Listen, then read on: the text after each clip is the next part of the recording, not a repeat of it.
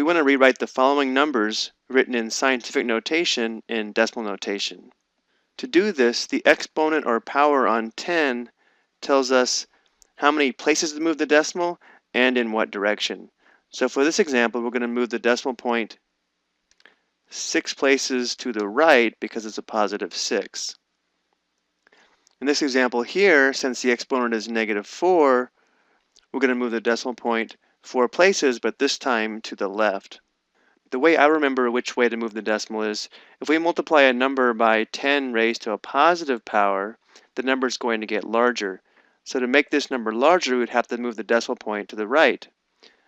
On this example, if we multiply a number by 10 raised to a negative power, the number is going to get smaller, and therefore the decimal must move to the left.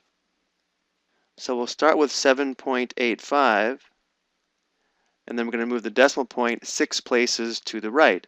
So we start here, 1, 2, 3, 4, 5, 6, and we have to add zeros into the missing digits. So we're going to have a 0 here, here, here, and here.